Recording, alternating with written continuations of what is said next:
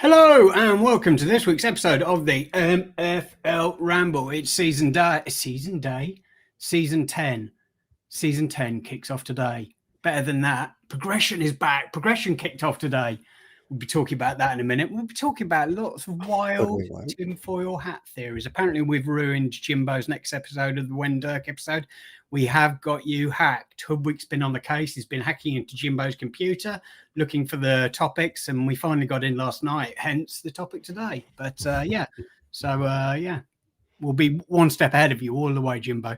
But yeah, so joining us in the chat so far, we have Jimbo. Hello, sir. How are you? We've got Rascal Misaki. Hello, number 2 on the podium. We've got Kev Hurd. Ah, Jimbo. Yes, indeed.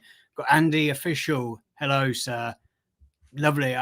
You were great on the episode a couple of weeks ago. Really, really enjoyed it. You sound like such a nice guy. In fact, everybody that comes on these episodes, sometimes you think, oh, they come across as a bit like harsh sometimes when you're speaking to them, like on the Discords and stuff like that. But like when you hear them speaking and stuff like that, like Big Wilbert, absolutely brilliant. Comes across as a little bit harsh sometimes with his like cut and dry comments. Heard him twice now on a couple of things, and he's absolutely brilliant. We need to be hearing more of Big Wilbert. Love hearing from him. Who else we've got in the chat? Paul Harris 938 message redacted. I don't know what that was. Got Paul. Oh, Paul Harris is back again. Happy season 10 from the Dollar Club. Nice. Hello, sir. Welcome. Got Rory in the chat. Hello, sir. How are you? We've got Payne in there. Hi, guys. I'm sure lots of other people will be joining us in the not too distant future. But this week, as you can already see, I'm joined by my able-bodied co-host, the glorious Scott Braveheart himself, Hoodwink. How are you, sir? I'm good, thanks. And congratulations on your Lego last week. You were right. It's the first time you've said it on stream. One of us is getting a Lego, and you got a Lego. Exactly, yeah. I mean, you mentioned it other weeks. Like, you throw enough shit at the wall and finally something's going to stick, isn't it? Like, literally, we've said it every single episode, haven't we? Every pack drop episode for a year.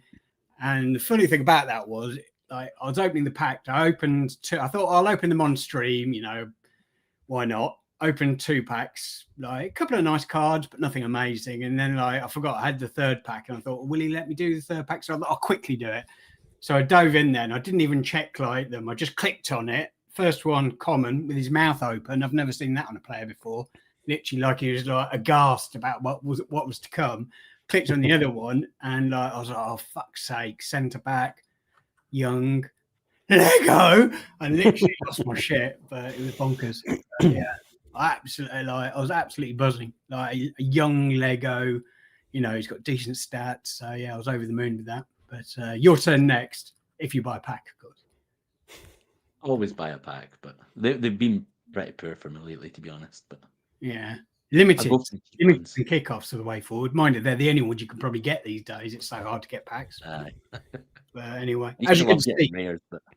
yeah, exactly. What's that? I was going to say, as you can see, we are also joined. Our 3rd spoke in the wheel this week is a man that you will recognize his voice. You'll recognize his face if you subscribe to their YouTube channel, which you bloody should be, because it's excellent. Really enjoy it.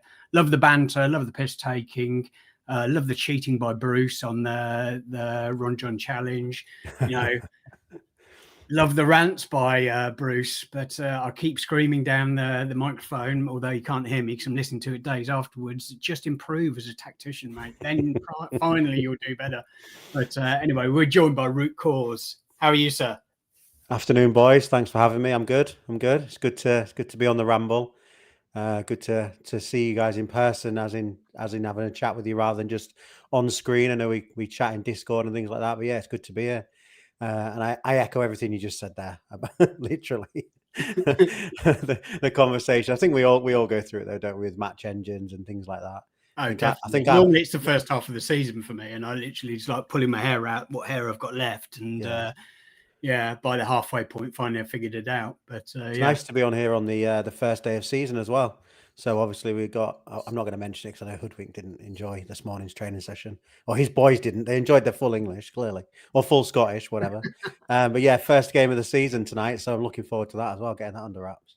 Yeah, it's nice, isn't it? I don't know. There's always a little bit of a buzz, but it just constantly feels like there's always sort of a little bit of a buzz going around. Like it's the end of the season, like have you win trophies, then there's a rewards day, and the playoffs weekend is probably the only time, but then the anticipation is already building about rollover, like the Monday afternoon, will my players retire? The Tuesday, like pack up reward packs opening, and then like the madness happens and it just continues over and over again, except this season, because we've got a extra week, as you can see on the screen.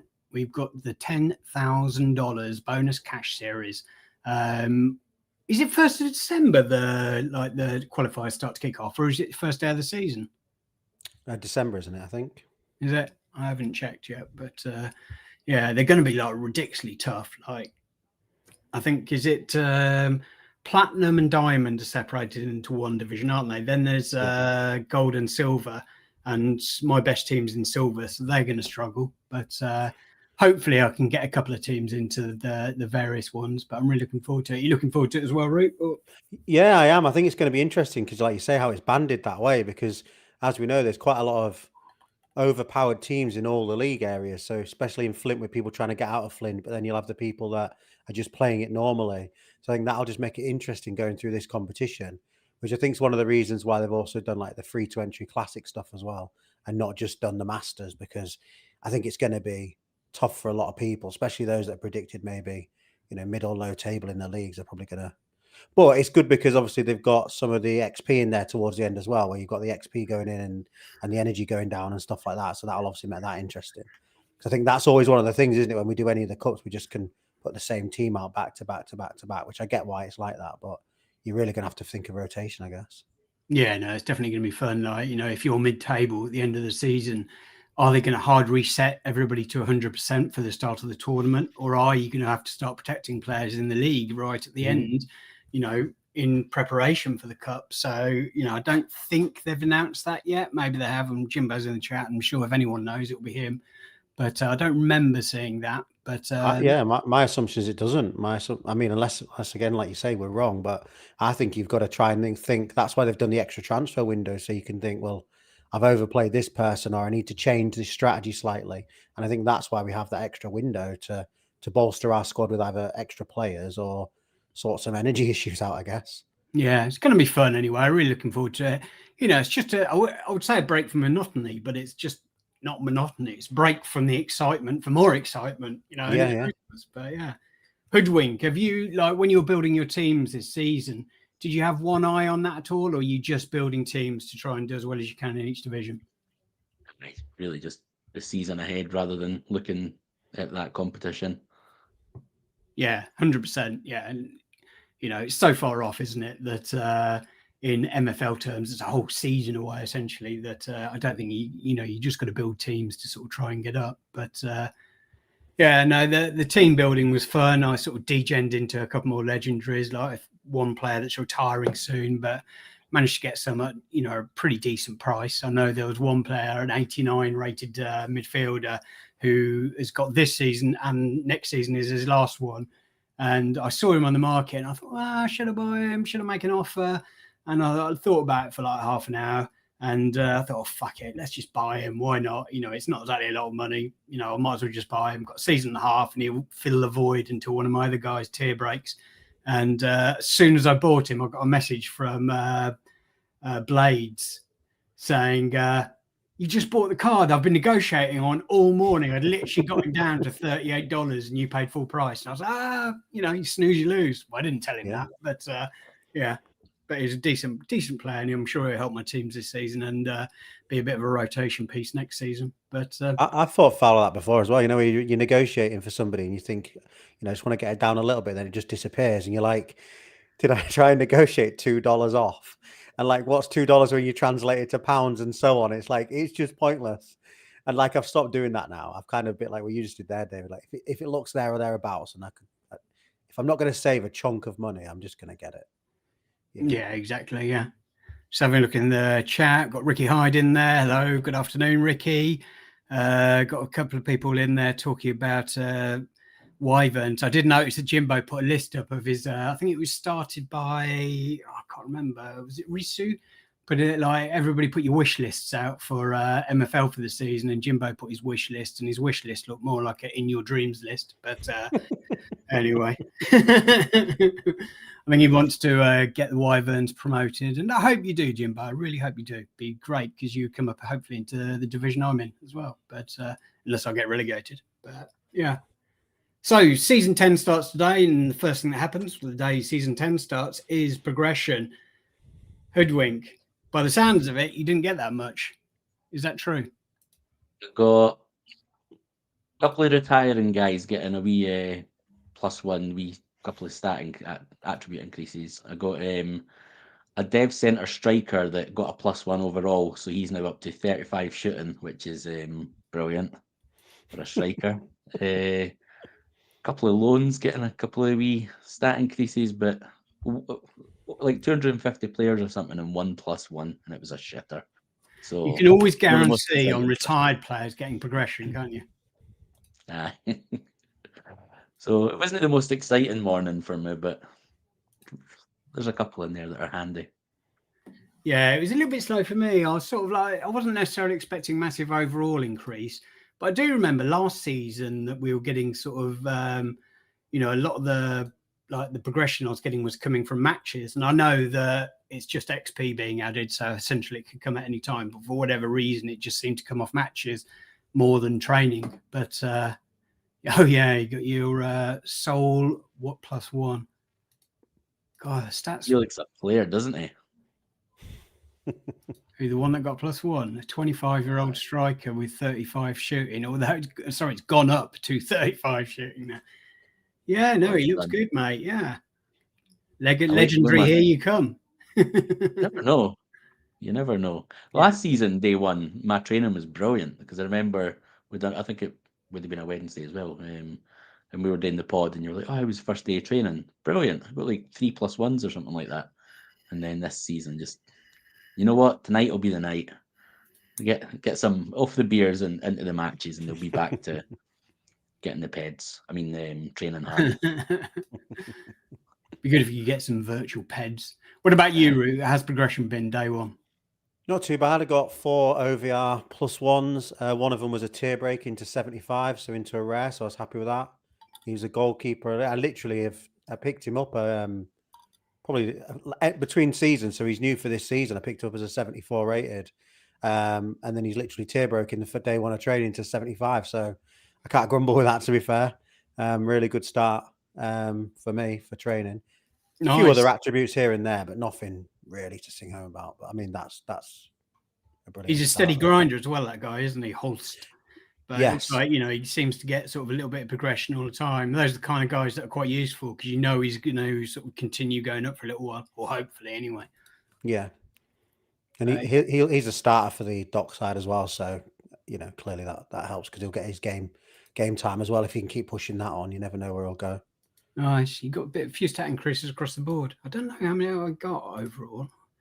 I did get a few, but there were none on sort of like big players. There were sort of, I got 5 +1s, but I do have 415 players, so you know, decent amount. But yeah, so I got, you know, a few +1s. I think a few are on my team. Oh no, only one, the Matadors. But stat increases, yeah. But everything happens tonight, doesn't it? We've got all the matches kicking off. But and then when the cup starts, you start to see some sort of wild increases, don't you? So I'm happy, sort of day one. You know, you get it off the ground, progression's back, and hopefully it will start tonight. But any sort of like route, like obviously I'm sure you're going to be speaking about it on, or you have spoken about it on Yorkshire Tea. I was going to call it Tetley and XP. Yorkshire Tea and XP. I'm sure you've spoken about this season, but is there any teams that like people should be keeping an eye on, like the ones that like you're really hoping do well? Yeah, I mean, lads find themselves in stone, which was totally unexpected. They were predicted sort of like mid-table last season, and by some miracle, we managed to get promoted as champions on the last day in our ice league. So I've managed to strengthen that. I basically had one rare that I had, which I won on the stream, the Wendock stream with the kits. So I got him in. So then I decided that I wasn't going to get any more. And then, as you can see, I've got quite a lot. So went on a bit of a sparrage of picking them up. So I'm hoping they can kick on and just stay in stone. But the main team, that's always my main focus, is Dockside. You know, I need them to come out of ice. I want them to be my main team But obviously, the plan for this season was Rumlads didn't get promoted; they stayed in ice, and Dockside went to ice, and I could switch the players around and then push on. But clearly, no one likes to be relegated, so I've had to strengthen in the Rumlads to try and keep them up, because I'm going to be in a relegation battle. I'm sure of it. But I mean, I might not. I have strengthened pretty well, to be fair, but I don't think I'll be challenging for anything for any of the teams. And then obviously we've got our YTXP team, which again were all of these teams fresh licenses, or like did you buy some of them off the market? No, so the Rumlads was my first license that I got in a pack, so that was the first one I got. And then the others were bought on the market purely because they're in areas that I wanted them. So I had a couple of pack ones that I'd done previously and then sold on, and a couple went to Mr. K. And then the Hull one came up, which is obviously I support Hull City, so that's why I wanted that license. I managed to negotiate for that. That was when licenses were about a month before they all dropped, so that was quite fun. I probably could have saved a bit of money there, but it is what it is. And then the York license, obviously Yorkshire for the YTXP, which I'm managing this season. Calgary. I went to University of York to do economics, so yeah, nice. I'm pretty familiar with York. So yeah, I did think about getting a York license ages ago, but yeah, so that's how we got that one really. And then the other ones I've just picked them up because of location. To be honest, Alpine Panthers was purely picked up because I couldn't get a Nashville license for this season. I was trying everything with trying to buy off people, but no one wanted to sell them, and that's the final license I kind of wanted. And I had a load of players that I didn't want to loan out. I've got loads I have loaned out, but there was a load I didn't want to. So with the market as it is now, I was like, well, all those players will probably do okay in ice. Probably won't challenge, probably won't get relegated, but I can keep my eye on myself. So that's why I picked up that license, really. Nice. And if you're catching Root for the first time, which I'll be absolutely shocked about, and you want to know a bit more about his story, then an excellent episode that he did with Jimbo talks about how he found MFL and sort of a little bit sort of about his journey, and some really fun stories about him not wanting to have his face shown on stream and finding out just before it goes live that his face would be on stream and it would be live. But yeah, that was a really fun episode. So if you haven't listened to that, go back and listen to it. I can't remember. It was about fun. What, 4 or 5 weeks ago, maybe? Maybe not quite as far as that. Maybe only a few weeks. Yeah, maybe it was. Maybe actually time flies, doesn't it? Yeah. That was a really good episode to do with Jimbo. I kind of opened up on a few things in there, which is quite nice. So yeah, no, I really enjoyed it. But so Dockside Tigers, they are in ice this season. You got a solid team without being exceptional. They're about the same as sort of my Monkey Matadors team, which are also in ice. Any chance? I haven't looked at the predictions. Any chance that they'll get promoted? I'm just trying to remember what the predictions were for them, to be fair. I don't think any of my teams are above 4th or 5th. So it'd be an outside. But like you say, a lot comes down to your tactic, doesn't it? And how you rotate your players and keeping them fit. Like I say, last season, Rumlads in their league on the different prediction sites were predicted middle of the table, and we literally went up as champions on the last day. So anything can happen, even outside of the predictions, I think. Dockside last season were predicted to win their league, and they just they thrumped home like with 5 or 6 games left. But I did sort of like put a lot of top hitters in there. But I'm trying to find the tweet I sent out, to be fair. But they sent one out with them, where all my clubs were going to be, but I can't see it off the top of my head at the minute for some reason. Yeah, no, I looked at mine, but it was a while ago. Maybe I'll check it later. But I don't. Here we go. Yeah, 9th. They're predicted 9th of Dockside, so that'll be a challenge, won't it? Oh, so literally quite tough. Although to be fair, like my Matadors team last season, I wanted to get them relegated because I didn't have a Spark team, and I wanted somewhere to stick my sort of, less appetizing players. And they kept on winning games. So this season I made them a little bit stronger, so they stay in ice. So I bought another club to go into Spark, and then got a trial club in Flint as well. So I'm covering all the divisions up to silver. But yeah. It's pretty sad. What about you? That's it, isn't it? Sorry, I was just going to say, I think that's it. There's so many divisions. You always want to have one in somewhere. So it's like when I had one in Flint, I was like, I don't really like it down here. Everybody's like putting all their best players in to get out of it. And then when I'm looking at it now, I'm like, I don't really have one at the bottom. Like, could do with just one down there for all the lads I've loaned out. I could just have put them in there. But where do you stop? And I think that's the journey Mr. K's gone on. Like, he's got, I don't know, like 15 teams now, I think. Yeah, I need to put a hard limit on myself. I know that it's going to be possible in the future to sort of send teams out to different managers so they can manage them for the season within the framework of MFL. But I do like having sort of like a lot of my players on my teams, but also it sort of gets to the point where it's too much to organise. Like 400 players this time. I sorted all my teams out, and I still had 200 players left to send out. And it's a bit of a head fuck trying to sort all of that stuff out. But it was all done fairly quickly. There's so much demand for loans, isn't there? But what about the lower end ones now? Like, this is the first season that I've been left with a load of shitters, because normally you put them on like 0% auto and they all go. Last season they all went, and this season I must have, I don't know, 15, 20 maybe still left, like 40 odd rated guys, and no one wants them. So this is the first time I've kind of been like, again, similar to you, I could just get a spark. In fact, that Daegu Spark Club came up, but within minutes it was gone when Kev told me. Yeah, no, I saw that in the chat. Yeah. Oh, it's annoying. Would have snapped that up. $40, like absolute steal. So I think for guys that are useful, loans are easy. But for the shitters, it's getting a bit harder to shift them now. So yeah, I think people that sort of played the Trial League or had teams in Flint last season thought that the common cards would cut it, and a high common card probably will do. But if you've got low common cards, they probably won't. That said, I only had 4 players left over at the end. One player who literally just never anybody wants him.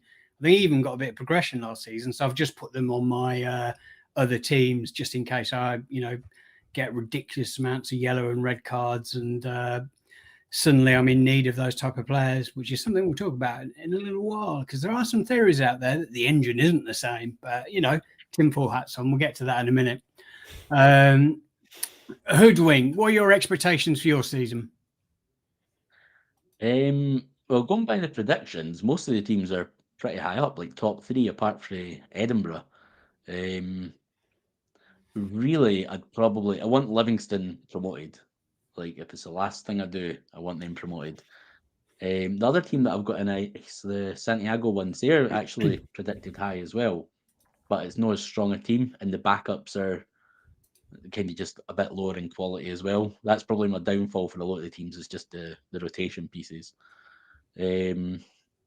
Edinburgh, I want to have a bit of fun with Edinburgh. I've got a few loans in. I've been less stingy this season, so I'm hoping they can do quite well. I know last week I was saying I just want to avoid relegation, but where's the where's the fun in that? You've got a solid team. Need a bit more ambition.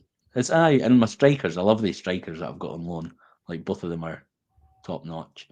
So I'll be a bit more ambitious with them and just hope for like higher than mid-table, which is where I'm predicted.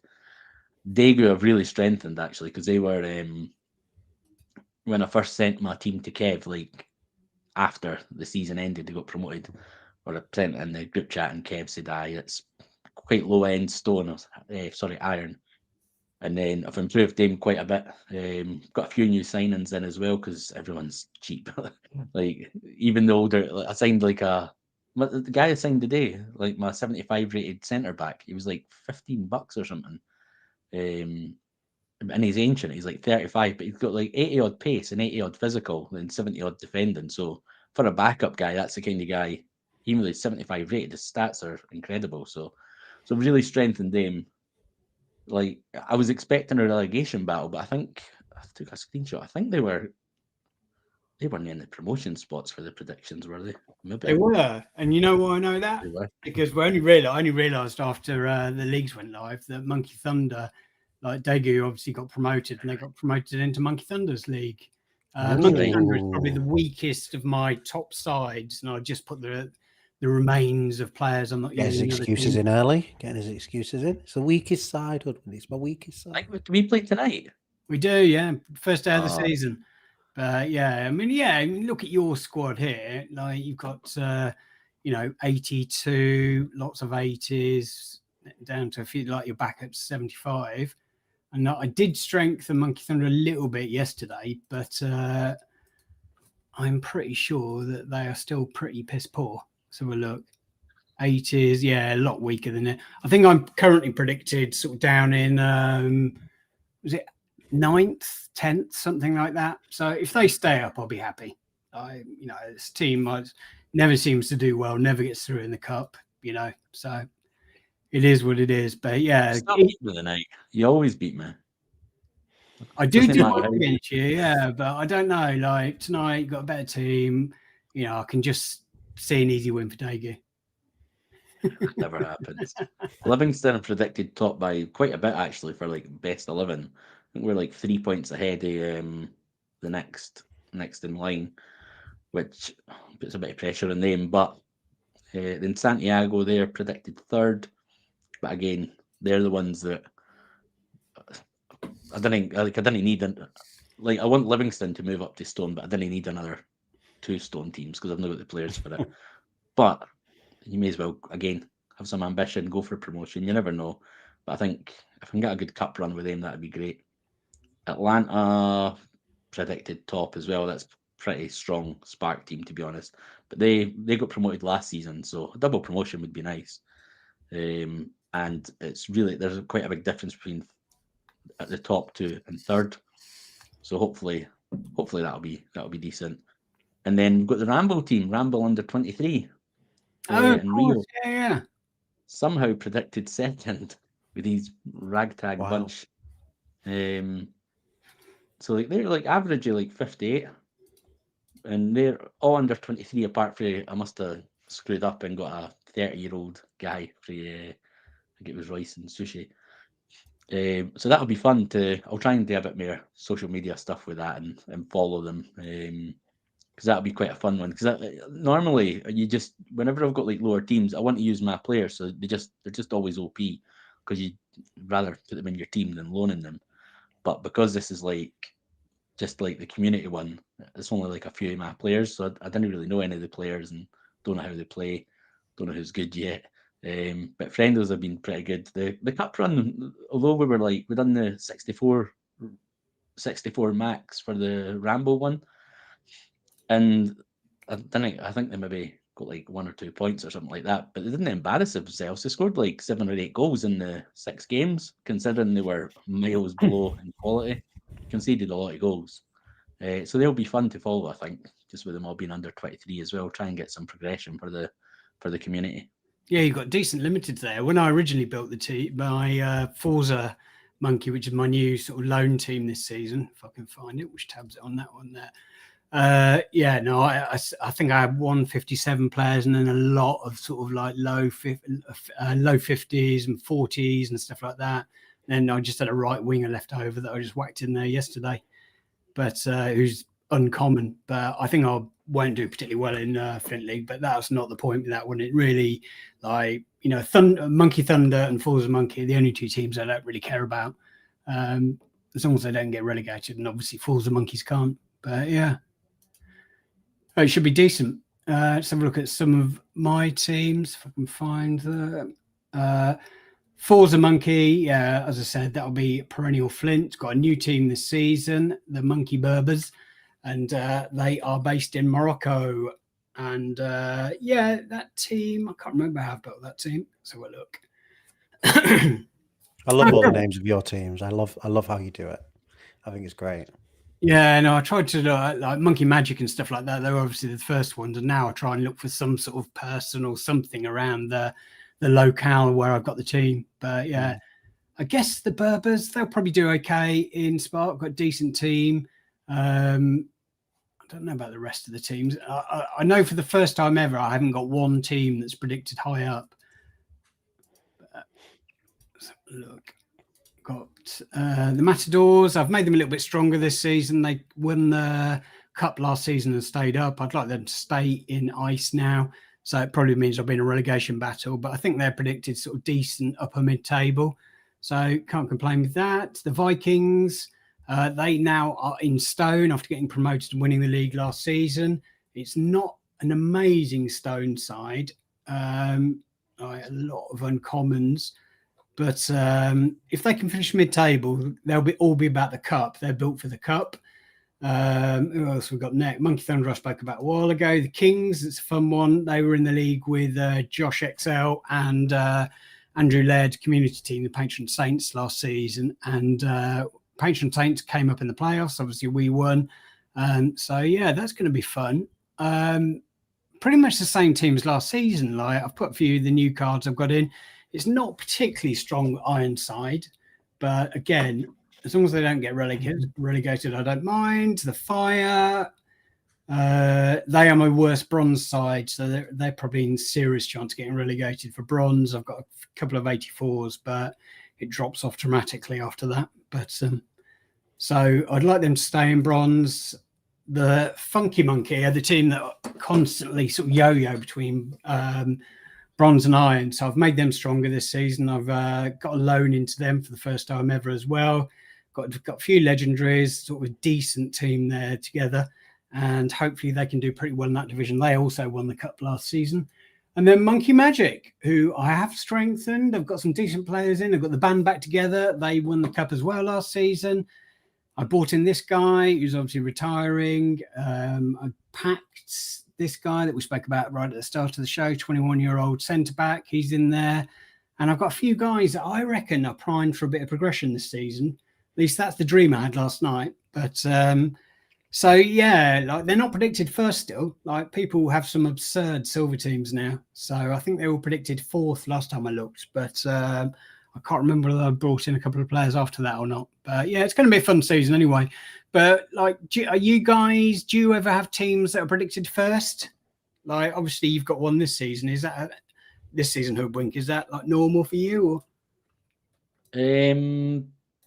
For the lower ones, I think Atlanta and Livy maybe last season. Like usually like top three, I think. I don't know about first, but quite often it's like top three, and I always let them down. No, last season was a good season for promotion, but quite often like Edinburgh are never, well, in the league that I'm in with Edinburgh, they're never up there, but for the lower ones quite often. But Daegu were originally your main team, weren't they? And then they just like completely underachieved all the time, and then suddenly like Edinburgh Castle went on a tear and they became the main team. Edinburgh started in Ice, I think, when that was the lowest division, and then they were my second team because Daegu were in Stone, and then they just I think they both went to Stone, and filled Daegu with my main guys, and then Edinburgh with the lesser guys, and they just kept getting promoted. So now they're my main boys. So nice. I think, I mean, I usually would have them in the top three. I think I certainly had one first last season, maybe the season before. I think it's just that creep at the minute. Because if I look at my Dockside Tigers team, which are in obviously Ice, on paper, I'm like, a couple of seasons ago, that is a really strong Ice side. And now, when we just talked to predictions, they're predicted 9th. And I'm like, do I need to have rares in Ice to be predicted in the top three? It's bonkers. Yeah, you do. But I think that team is pretty strong as to what Ice would have been. And it's that creep, isn't it? As people are getting relegated now and people are just keeping their same players in their clubs as they've got, and not necessarily everybody's branching out. They're just strengthening players in there all the time. So each of the leagues, even all the way down. Like, I don't think that's on paper a couple of seasons ago a weak Ice team. But now that is pretty much identical to my Ice team from season 1 when I started playing with Monkey Magic.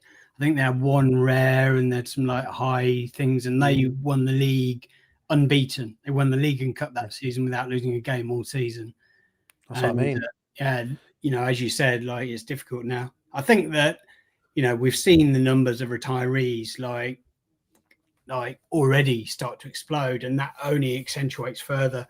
So it's going to get sort of like tough, and I imagine that there'll be a bit of a downward creep, especially in lower leagues where people just fill them out with whatever they have left. And I've noticed that the Matadors are in a league, and I'm predicted sort of fairly high at the table with I think they have one rare in there, and or there are 2 rares maybe, but there's no other sort of high rated players.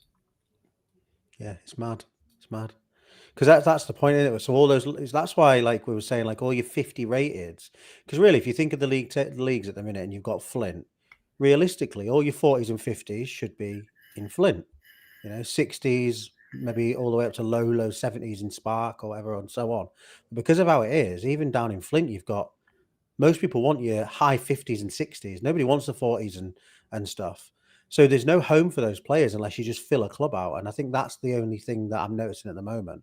Whereas really, when you've got your structure, there needs to be a home for everybody where it makes sense to play them. So I think that's where all those conversations came around lower bands, and then what about higher bands, of players? You can't have someone over a certain rating, which I'm not saying that's what I want. I'm just saying there's got to be a way to do it to make it competitive. Otherwise, people are just stacking all the way through to Monkey's point there. Like, you've got your players, you need a home for them.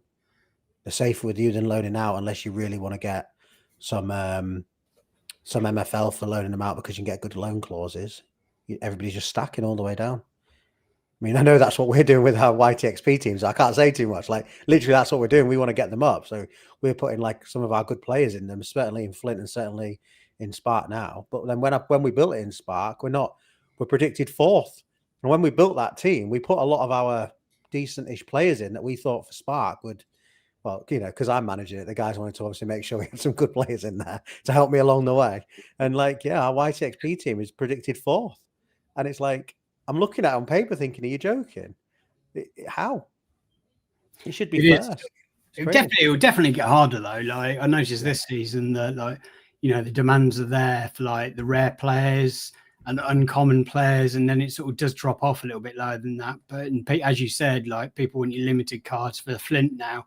I think the lowest card I've got loaned out to somebody else's team is 50 rated centre back, which weirdly is in Spark. I imagine there's a backup, but yeah, I haven't got that many players lower than that, actually. All the rest of them are in dev jail. So it's when they come out and some of them haven't gone up for that, then I'll be struggling to find a place for them. I guess that's another Flint team that I'll need by then. But yeah, we've got people in the chat who are talking about sort of number of teams. Andy Official, my goal is to own 4 Haiti and 2 French licenses and just chill there. I celebrated my 1-year anniversary on the platform. Now I'm up to 12.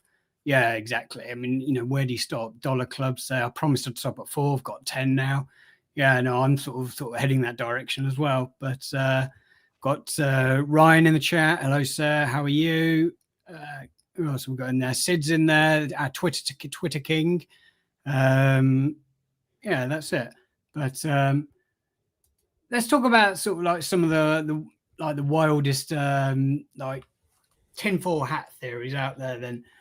So like, I was listening to you guys last week, Roots. Was it last week or the week before? And you were talking about sort of hidden stats, and you were saying you were 100% sure there are hidden stats in the game. Mm-hmm. Yeah. I know Bruce is totally the opposite, so we'll just get that out the way straight off the bat. The reason I think that is because to make a match engine and design a match engine to play just on that number of attributes that you see on a screen just doesn't seem feasible, because you have to be good at surely interceptions, because it's one of the things, one of the things that you have is like intercepting is one of the ratings you go on, but in there all you have is tackling. And then you've got like passing, but we know that some people are better at long passing than not long passing. It's not just can't just be on the rating of like 80 plus. That you can't put risky passing on someone that's not 80 plus. Because I put risky passing on players that have got like 50 in the lower leagues, and they can ping balls through like Beckham. I'm not joking you. Like that guy has got to have a hidden rating that says he can hit a long ball. I don't care. And I know some of this is maybe just hope and want, and because of the immersion I get when I watch the games, and I'm sure like you guys see the passion that comes through lots of the streams of mine. I'm so passionate about it, and maybe I'm just convincing myself a bit. But when I watch a player and then put a different player into position, you got a player A and player B, and on your little card they've got the same ratings identically. Bang 10 matches with this guy and 10 matches with this guy, and everything else in the scenario is the same. Those two players will play differently, right? And let's just say I'm on about like the face of the card's the same. So there has to be something in the background, right, that influences how those two people, outside of just variance of the match and those types of things, it just has to be. It just has to be. It just feels like it. And again, like imagine not.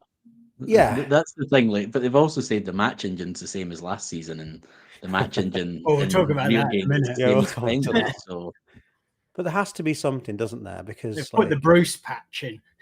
yeah, exactly. They literally have. So kind of similar to that when you're saying what's the difference between this guy and this guy. I think some players are just programmed to be frauds in the game, and they'll just never score well. Doesn't matter where you put them in, if they're in the perfect environment, they're training well, their stats are good, they'll just bang in like a 6.5 every week. And like Timmy Vaughan, really, he's just programmed to be a fraud. Like, and his hidden stat is, I was speaking about last week, his intelligence and his hard work when he's like pulling two centre backs so other people can play and that kind of thing. His intelligence is a hidden stat, but he's also just a fraud. Like, and it's not going to change. I could put him in any team, and he's just not going to get high ratings. He's never going to be like a guy getting like 7.5 to 8 for a season because it's programmed like that. That's So if we ignore the fact that MFL have categorically said that there are no hidden stats, let's just take that out of the equation for a second. I've taken it out. Don't worry. Get a little bit little bit deeper into this. Then I don't know where I like sit on it. Like, for some reason in my mind, like, certain players just will always be underachiever, and so whilst I don't think there's any hidden stats, I think there is like a, you know, Excel underachiever average stat for how well they'll do on match ratings and how successful they'll be. That is the only thing I can see there'll be, but I don't think there's that either. But like, you asked like interception, surely there has to be an interception stat. I think, and I could be wrong here, that like any duels and stuff like that are done off like the tackling and physical stats and things like that, with a little bit of the height, obviously, you know, for headed duels is very, very small part of the equation.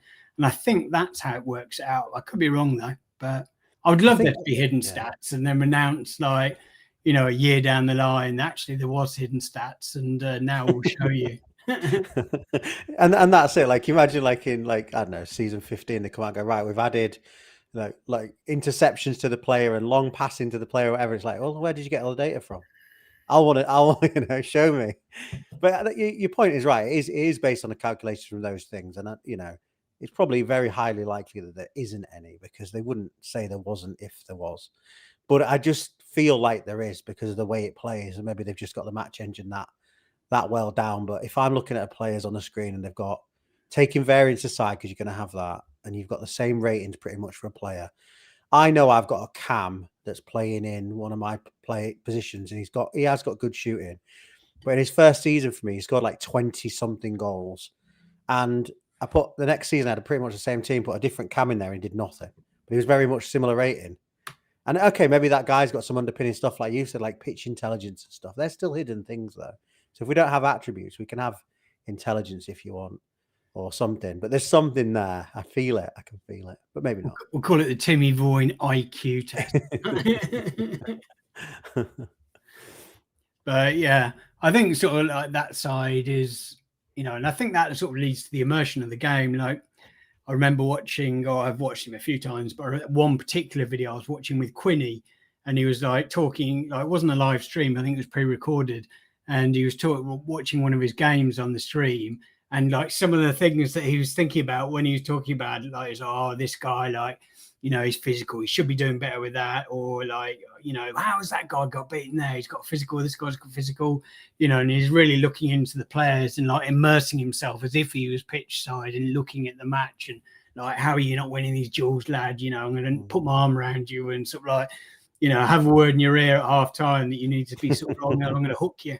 But I think Amrezy, with his documentary, he has them like real life, where he does interviews with him and stuff like that, and so he just had a word with him.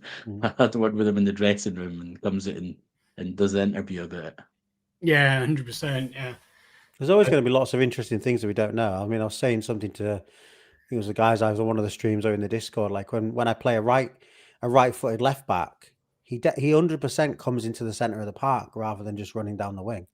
And I know that's obviously because he's right-footed. I know that's a match engine thing, but there's lots of little nuances like that that are not written down or said anywhere, that if you play it, so almost it's like if you play a right-footed left back or a left-footed right back, you kind of then almost have an inverted wing back.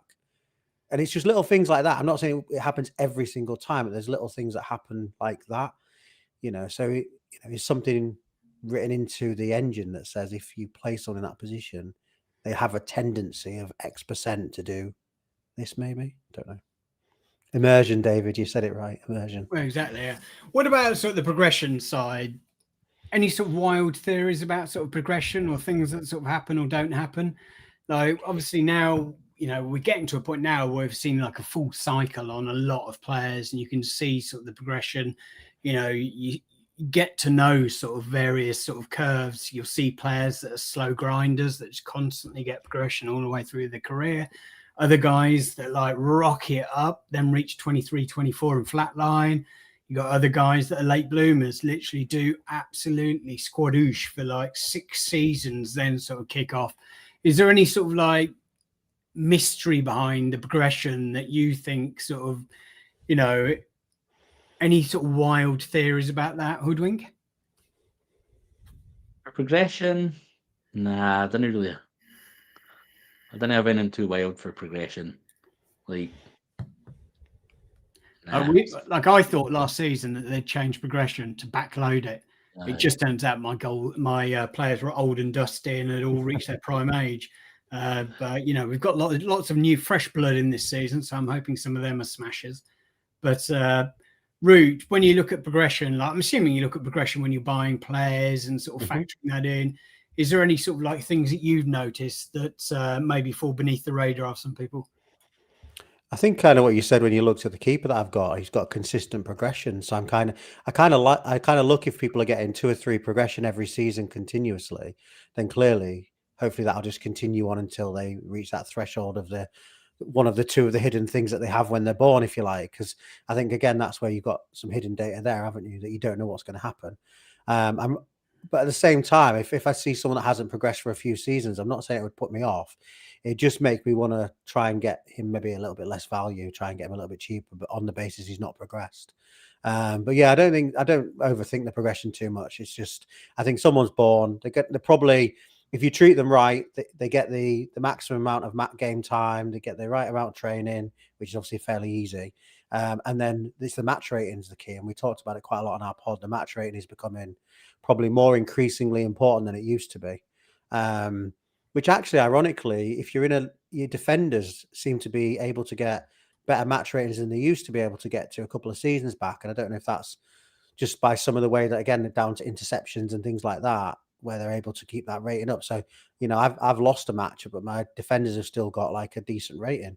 And it used to be when you lost a match, your defenders instantly didn't, because clearly they must have done something wrong to lose something there. But no, I don't really overthink it, to be honest. Yeah, we've got a couple of people in the chat. We've got Sid in there, who's been talking about he strongly believes there's a team morale. If you're stuck in a rut and it's usually a streak of 4 or 5 games, and vice versa. If your players are suddenly like high morale, then you suddenly go on a tear. And whilst I don't know whether this is true or not, there's definitely a lot of evidence for it. Like I'm just looking, look at, it happens with a lot of my teams, but Monkey Magic, start of last season, or so the midway point in the season, I think we were 10th, maybe even 11th, but we were like, up shit creek. We just couldn't string 2 results together. I think these were sort of start of the season. And then we started winning a few games, and then we just go on an absolute run at the end of the season, sort of winning sort of all of the games, and obviously won the cup as well. And I do agree that there is sort of, evidence for that. I don't know whether there is or not, but yeah. And if there isn't, maybe there should be. What do you think? In real life, there is. There could be. I do think going way similar to that, whereas not just on morale or form or anything like that. Sometimes you just get fucked, by the way, pardon my language, but Bob, for example, the end of the season, couldn't he score a goal? He was smashing it. Couldn't he score a goal with the best striker in the game? And, maybe that's just them saying, you're not winning it this season. Try harder next season because you're not scoring. And then Matt Livingston team, who had the easiest playoff. I know it's no easy because everyone's a better manager than me beat me with a worse team. So I was out tacticked, I wasn't, because I had 20 odd shots and scored 0 and then missed 5 penalties. That's just Livingston aren't going up this season. MFL have decided that doesn't matter what I do, they're not going up. So that's not to do with morale or anything like that, because we absolutely smashed them. Then you can't score penalties. What's that? Is that just the fuck Hoodwink theory? Know that I'm bitter about it, and I'm going to mention it every week. Like it was just like Yeah. I was and aye between Livingston and Bob's team, like just you know what, it's just not happening. Like doesn't matter what you do, what tactics you do, what testing you do, what players you have. Sometimes they're just not going to let you have that success to make you work harder for it. I know Bruce has got like go on. No, I was going to move on to something else. So, like, you just one last thing on that. Yeah, I know Bruce has got a striker in his team, and when he plays as a lone striker, so Randall Little, he just doesn't really do anything. He's okay, but ticks along, doesn't do anything. But as soon as you put him in a formation with two strikers, and that's not about the formation change, because you could put someone else in that lone striker and they're fine.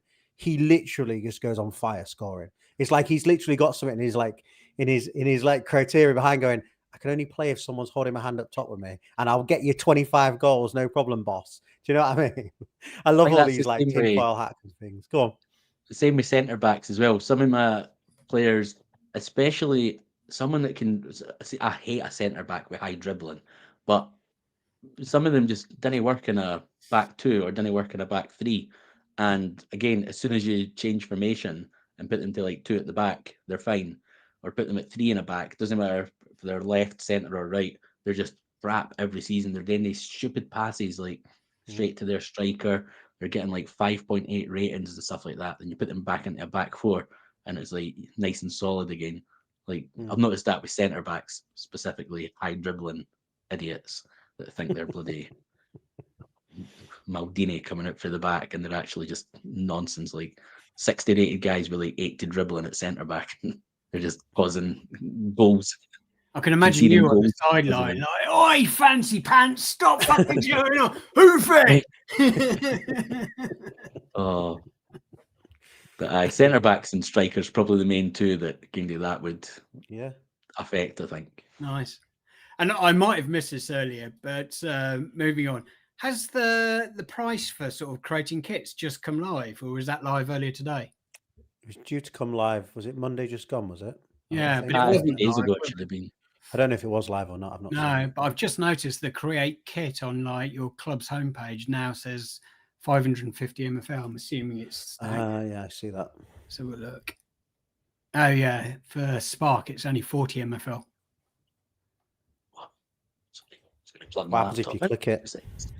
I wanted to update a couple of my badges, just make them a little bit sharper, but I imagine that's going to cost money now as well. How do I go there? Rebrand. 170 for a full rebrand. I mean, that's not that expensive, is it really? Although I imagine it's a bit more expensive for my for the Monkey Magic. 475 for the club badge, and 125 for the kits in stone. 2,000 MFL for rebranding Monkey Magic in silver. Does creep up a little bit, but that's not prohibitive. And I think, it's a good thing as well. One, it, drains the ecosystem of a little bit of MFL, sort of, making sort of less money to spend on players, but also it stops people changing their logos to those idiotic things where it says for sale or club in staying in silver, like, and then the price. It's like, come on. It's meant to be clubs, not fucking for sale signs. Anyway. We've got who's that in there? Oh, Kev says Ryan has some progression conspiracy theories. Do you, Ryan? If you do and you're still around, tell us what they are. But yeah. So moving on to the next one. Which one was I going to talk about next? The match engine. This is a big one. Like the match engine, some people love it, some people loathe it. I know one person that loathes it on the Yorkshire XP because he fumes about it every week, but to the great delight of his co-hosts. But like, as far as I'm aware, like, Bruce has a theory now. I don't think this is the most recent episode that came out. Was it yesterday or today? But this was last week's episode, which I was listening to yesterday, and he was talking about sort of like he has a theory about, something to do with the engine. He's going to try and lean into it this season and try and prove his theory right. Do you guys know what that theory is? No. Would you tell us if you did? Yeah, of course I would. I'd ask for forgiveness afterwards, so it's fine. But no, he has said he'll share it. He just needs to do a bit more testing, but he hasn't really elaborated on it. Not like the one where obviously he was testing aggression out, but he hasn't elaborated on that one just yet. Be interesting. Yeah, a great, like, let's do it. You know, Yax and the team have said that the engine is exactly the same as last season. Absolutely no changes at all. We shall see. But early indications are like I've got exactly the same settings on all of my teams. I've only done a few friendlies, but red cards have gone through the roof. Got Yax in the chat saying it is. It's not. Oh, that's not Yax, isn't it? Or is it Yax? I don't know. I mean, that is what Yax would say, but fake Yax, real Yax. Fake Yax is saying it is. But I'm not sure. Like, I haven't done that much testing, primarily because I was told it's exactly the same engine. So it is going to be quite interesting to sort of like see how tonight's games go. And maybe it's just that friendly, like, you know, the friendly engine.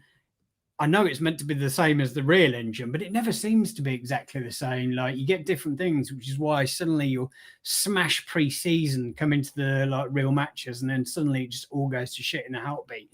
But maybe that's down to people just not having their default tactics set up. Like, I know. Well, look, guys, what do you think on? Is the engine the same? It's an interesting one. I mean, I don't feel like it is. I mean, I ran a load of friendlies with similar teams, with similar players or exact players in some instances, and it just wasn't working for me. And this is bearing in mind, like the 4-1-2-1-2 narrow for me smashed it last year. So I've had to change it and tweak it and stuff. And it's when I read stuff, I think it just plays on your mind. So obviously, again, I know they've said like we are keeping the same engine, but then like the week before it was like, I know we've implemented the first iteration of call for the ball logic. We've done a system about future reactions and all these little things, nuances, which I know they're not necessarily saying are right in there now. It just feels like anytime you touch one little thing, that's an affection of the match engine. So I'm sure you've got a layer that's the underpinning default of how a game plays, and then lots of stuff above it that makes things happen differently. And I just feel like this bit's maybe stayed the same, but these other things of logic haven't. And it's like a pebble in a pond, isn't it? You know, exactly. The round at the edge of the pond is completely still, but if you drop a pebble in the middle, then you'll get a little tide that roll out to little, mini waves that will roll out to every single corner of that pond. And that's just the sort of, what happens with the engine. But they have categorically said there's been absolutely no changes, no patches. I haven't checked we're running exactly the same patch number as last season's engine, but I'm sure lots of people have. Yeah. But it's had a Bruce patch. He even said it. Bruce called it out. It's had a Bruce patch. Something's happened. He must be feeling it to say that. Like, he's obviously having some different feelings to the engine. And I know they've even bolded the text for us conspiracy theories to go, no changes at all. And that's fine. You can write it in bold, make it bigger. Something's changed. We don't believe you. Well, I've noticed, and like, I've played quite a lot of friendlies now, and red cards are back, which I'm assuming when the season starts properly, red cards will be back to normal. But my God, I think I said it to James and I said either in DMs or I said it somewhere about my red cards being wild. Then he DM'd me saying, "But you're getting red cards every friendly I'm playing against you. It's red cards both ways, actually, not just me. So it's not like they're just overly aggressive or anything." And then your team is overly aggressive. You love it. And then the other thing is, when I had my moan about last season's match engine, and when I was moaning that they were going to keep it the same, then I had all my stats about like my goalie conceding first shot on target in like 70% of games or something, which was ridiculous. That's not happening in friendlies. I'm not seeing as many goalkeeper errors, so that's not been fixed, apparently. Because the amount of goalie errors was abysmal last season, like really bad. And I've not really seen that in testing. But they've not changed the engine. Maybe they changed that hidden feature, Hoodwink. The one where the keeper's got a hidden attribute that says, I will throw the ball in my own net's now been removed. But that's not a match engine change. That's a hidden attribute change. Rory's just been running a friendly against me.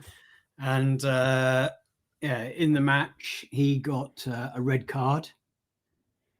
I won 3-0. When was the red card was right at the end, so it didn't affect it. But the formation that I've got in my Monkey Magic, in fact, the formation I've got in most of my teams is not the formation I'll be using.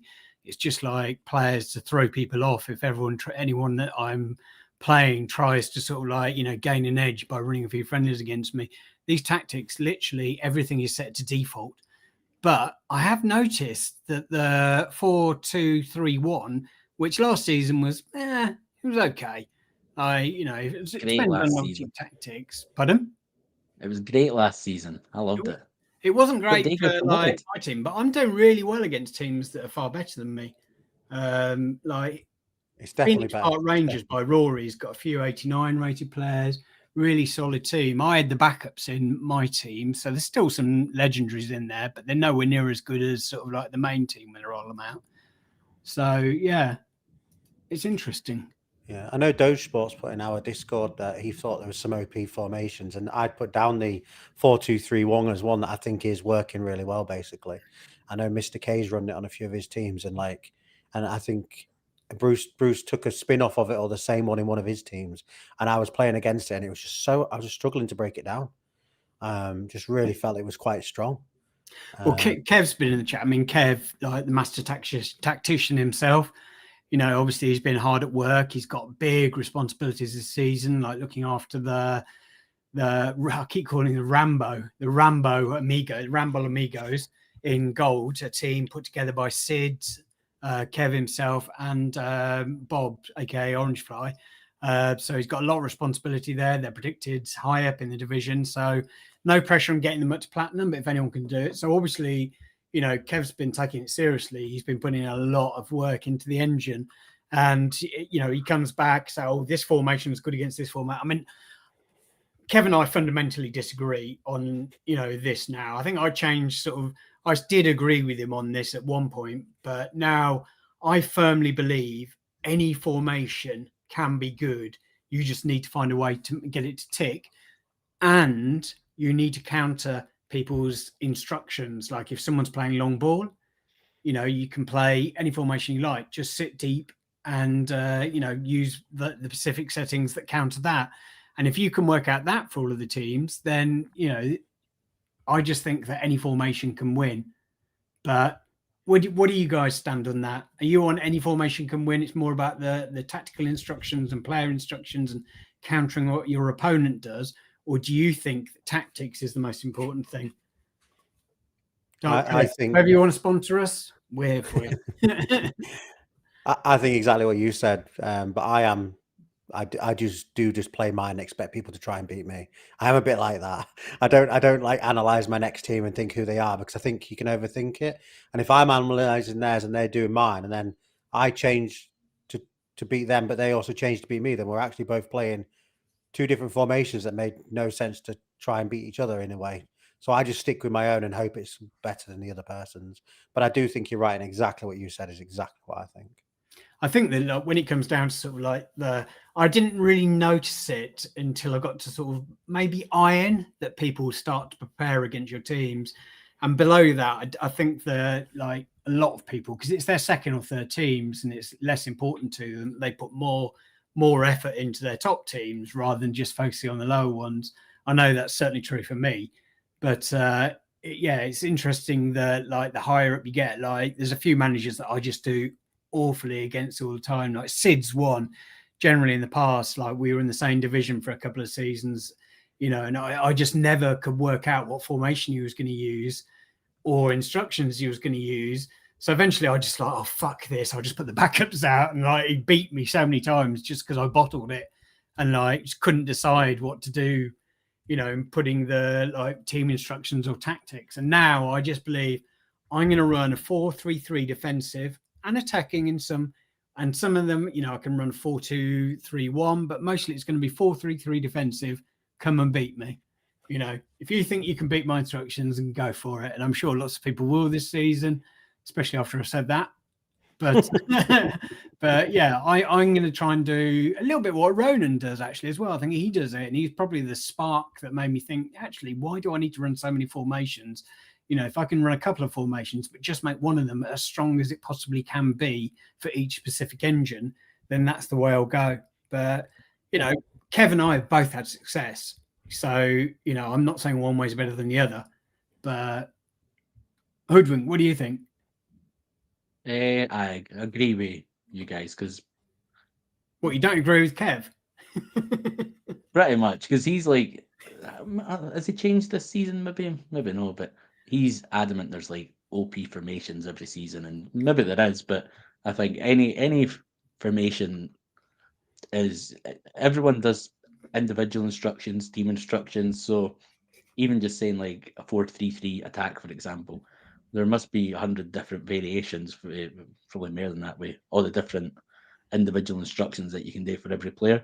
So I don't think it can possibly be as simple as that's got an advantage over this other formation because I think it's just impossible to do that. And I think if you spend time and make a good tactic, I think you still need to be on top of it and do, tweaks and that kind of thing. But that a tweak doesn't mean a change of formation. Like I'm probably going to run 4-1-2-1-2 and 4-2-3-1 this season, and probably the only changes I'll make will be like looking at the opponent and seeing if I need to change like depth or like attacking, that kind of thing, rather than right, I need a 3-5-2-B to beat this one. I just couldn't, especially with the amount of teams that people have nowadays. That would stress me rather than be fun, I think. But like Kev enjoys that part of it though, so it's fun for him. It's no stressful for him. But for me, I just think it's like there's so many variations of one tactic that is. I think it's impossible to just say that one's better than another one. That's key, isn't it? Like you're like David was saying there, like running his 4-2-3-1, a bit more defensive, come and beat me if you can, like tongue in cheek type thing. That 4-2-3-1, just focus on that. Like you said, could have 1,000 different combinations. As soon as you throw the player instructions in as well. So it's all right trying to match up, but unless you literally analyze that person's game for the last X number of games to watch that they play in the same way, so it's clear that they're risky passing or they're sitting deep, there's no way of knowing. And if they're doing the same and analyzing each of their opponents, it just gets deeper and deeper and deeper, doesn't it? And like, Kev I think does for that. Kev, he loves it. I know he loves. Yeah, I remember him saying that Yeah. before, when he'd be like checked a few games and they're playing deep and that kind of thing. Like, oh man, that's just different level. To be fair, I do that as well. Like, I run a 4-3-3 defensive, mostly, but it's not the same 4-3-3 defensive every single game. I do, like, especially in my higher up teams, I look at the opponent, I look where their line is, I look how their goals were scored in the last couple of games, and just think, okay, they're playing loads of long balls, so they're playing direct. So if I sit a bit deeper, and go for controlled, then they'll do well, and that will probably do well against that. And if they're like got a really high line, I might switch to play a little bit more direct, and there are things I do, but I don't do that with every team. I've got 9-10 teams this season. I'm not going to do it with every single team, but I do it with the teams that matter to me. And when people rile me in certain divisions, not rile me, but they like get my goat up, they're like, oh, I'm in the same division as you, you're not doing very well. That like means I put a little bit more effort in. I know it happened with Bruce now a couple of times, I think, actually, hasn't it? He's been in division with me, and we've been having little digs at each other, fun little jibes every sort of week. And he's sort of like, I thought, well, actually, now that team does matter to me. Now I'm going to try and beat him. But and I won the league last season, and he won the league the season before.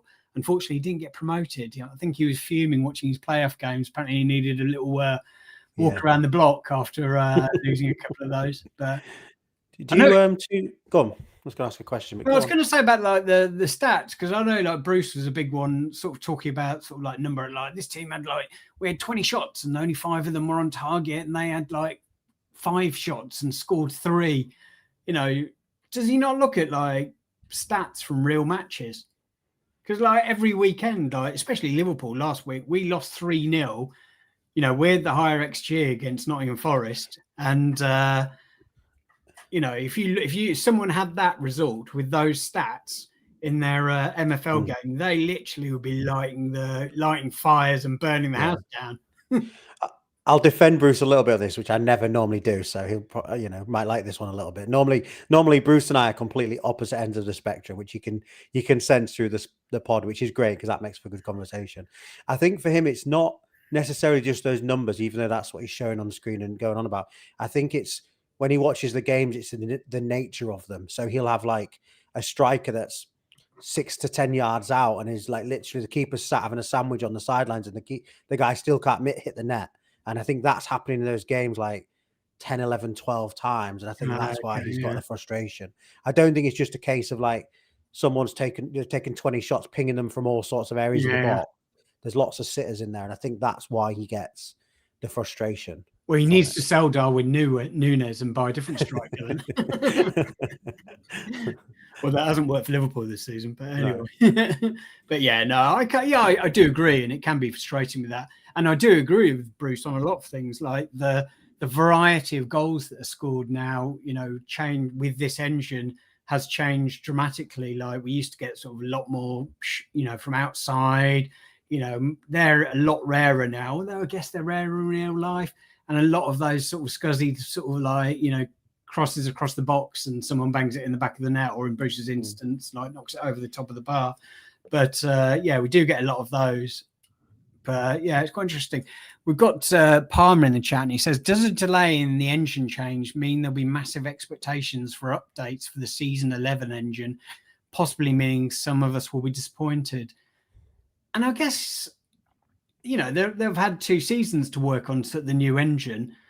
And there's obviously a lot of work going on in sort of like, various sort of dynamics of the thing. But yeah, I guess expectations will be quite high for a new engine if we get the one in season 11. What do you guys think? I'm not sure that it's gonna be a new engine fully, is it? Isn't it just gonna be season 10 is kind of the baseline that they've now found, and now they'll just start to iterate from that rather than rebuild from scratch? Because obviously to keep an engine for a second season as a development house, they've got to be pretty happy with how it works for the most part. Like, yeah, there'll be variants in there, and there'll be some lower teams beating bigger teams and all those kind of things that you see in all everyday football, and they might make some tweaks about the cards and stuff. But surely now this is like the base that they build from. So it's those things that are just completely like a bit of a bug in the game, if you like you mentioned, keepers constantly doing this. Like that's a bug, isn't it? Rather than, a feature. So is it just more that they're going to hone in on that now? I mean, Palmer just said it. Updates, not changes. And I don't think you're right. I don't think it'll be a brand new engine. Obviously, it'll be building on the engine that we have now, but there will be things introduced next season that they're working on now, like the ball calling actions and goalkeeper behaviour that will come in for next season. That will have a dramatic impact on what works tactics wise. It'll be more interesting, I guess, to see if they start to bring in more additional features and sliders and options and things like that. And I think, we've talked extensively around like how could you make someone be an inside forward rather than a winger? And I know Mr. K's got like an analysis of how you can change the stuff. And I guess it's like, after they start iterating the match engine, do they have to change those types of things? But I'm wondering if their focus will shift to some of the other stuff, which is kind of like the question I had was like, do you think home and away matters? Do you care about it? Because like things like that, which are the immersion of the game, I think they're the things that will actually start to creep in as changes, like whether you get an advantage and that kind of thing. Yeah, I know from when Matt was on with myself and Hoodwink a couple of weeks ago, we were talking about some of the stuff for the future, and obviously the site redesign, which by the sounds of it we probably won't get until maybe the earliest end of Q1 next year. And other things that they're looking on, sort of like making training more, more immersive rather than just logging on, looking at stat increases. There are stuff that you can do, and all of those areas that they're working on. But yeah, you're right. I mean, is there anything specifically in this engine that really winds you up? Like I've had it in previous engines, and I guess from my point of view, maybe the variety of goals, it does feel like, you can, like if you change the settings on the team, you can score long goals. Long shots and stuff like that. But there just seem to be like a lot of goals that now are just like, little sideways passes in the box and someone bangs it in the back of the net. Long bangers are back. What are they? Loads of friendlies. Long bangers. Like goals created outside the box, they're back. What, in this unchanged match engine? Okay, yep. Interesting. I wish I'd recorded. I scored one. I'll maybe try and find it. But I think it was a throw-in. So I took the throw-in for like just after the halfway line. And then my guy was like 25 yards out, like right-hand side like in the box, and just pinged it first time, top corner. I'll try and find it. I'll get a wee recording it if I can. I've scored loads of them. Really? So they're back. Which is interesting because like I've definitely got like long shots. Nobody take any apart from I think my cam's allowed to. But if they're back then and they're working again when nothing's changed, then I know I keep saying that just to wind a few people up, you know. I and mean, maybe I we'll- scored some long shots last season, and on a few of my players have them turned up. You know, take more long shots, go for it. You know, and that works sometimes. But yeah, if your players are shit, you've got 50 rated shooting, and you're in stone, then yeah, probably don't have the like long shots turned on. But I think you said that in one of your streams, didn't you, David? Where you were saying like, if someone's got an opportunity to shoot, then I want them to shoot. Like, exactly, yeah. And I created loads of chances last season, you know, especially second half of the season, and there wasn't huge amounts of shots on target, but you know, some games did well. But I've got Kev in the chat saying there are different ways to play the game and win, and that's what's so great about it at the moment. In these engine formats, I believe changing formats to suit the opponent setups will get most success. And I completely agree, Kev. Like the fact that there are multiple ways to play the game and, you know, different opinions on how best to tackle things, you know, that's what makes this game great. You know, there are different ways to do it. If you just want to run the same formation, not change tactics at all season, and, you know, you don't care, you just tune in to watch the matches and have a bit of fun, you know, that's one way to go. If you like want to run multiple formations and go down that route, like to try and counter people, that's a way to go. Or you could counter them during team instructions, and I think that's what makes the game great. But we've got Big Wilbur also in the chat. Hello, sir. How are you? I hope we get a new engine earlier so we can test it and find bugs. We normally get the experimental engine, don't we? Is it about after the mid-season break? I never normally touch it that early, but I'm sure there'll be a lot of appetite for testing it this season, especially with the new updated engine rather than new engine for like a 2 season or season and a half at that point. But yeah. Any other sort of wild theories around MFL? I know that I was listening to Wendirk this week, and Jimbo was talking about legendary packs. Legendary packs were, you know, a thing of the past when I joined the game, but they do sound amazing, don't they? I don't know how much they'd be, and like if there's only 30 rare packs up, there'd probably only be like 3 legendary packs. But like, yeah, like whatever was it, 4 or 5 cards you got in there? One's a legendary, one's a rare, uncommon. Oh, that would be sexy if you got one of them, wouldn't it? Until you open it up and it's a 28-year-old 85 rated left wing back. Imagine you'd be fuming then. I don't know how much would you read. I think it was $600 last time Jimbo said. I think something like that. Yeah, no, it's just said in the chat $600. Yeah, well, it may be somebody else getting them, not me. But unless rare teams start to absolutely smash. But they're probably going to have to put something like that back in, right? Because like you say, with all the retirements and all the stuff happening and things like that, we can't just all wait for people to progress to Lego, and like you can't just have them in the other packs. Surely there's going to be a way to have a Lego pack, and if there's only a limited amount, people will pay the cost, won't they? Like, you know. I didn't see there being a big issue with it either. As you said, I mean, I don't. Like, there's going to be lots of players retiring. You know, it's easy to get rare players, but you know, there's no way of guaranteeing that you get rare players that are going to get up to diamond players. No. You know, and if you do sort of like a pack drop and have, I don't know, 30 legendary packs, and people will buy them because, you know, people are degenerates, and you know, getting those sort of packs. But imagine opening that would be absolutely fun. Got Palmer saying, do we even need more legends? If you see the amount of already retirements, you know, people in the last season, the legendaries, it's often the bigger cards that are ones that are retiring. You know, if they don't do anything, then it would get to a point where, like, you know, rare cards would do well in diamond, you know, and for the benefit of the game, maybe that's not a bad thing. But, you know, I don't see an issue with it. I mean, it is a bit of fun, isn't it? Opening sort of legendary packs. I'd love to see them come back. Maybe they do it once a quarter, or they don't come mid-season. They only come at the end of the season or something like that. And there's just a limited amount of them. But I don't see an issue with it. No, I don't. You asked if we had any more, and I touched on it a minute ago about home and away. I literally believe my team plays better at home than away, without a doubt. And if I'm running friendlies, I've got a friend of mine who run friendlies against, and sometimes we'll just challenge each other continuously. And at home, I literally play better than away. Just chucking another conspiracy theory out there for you.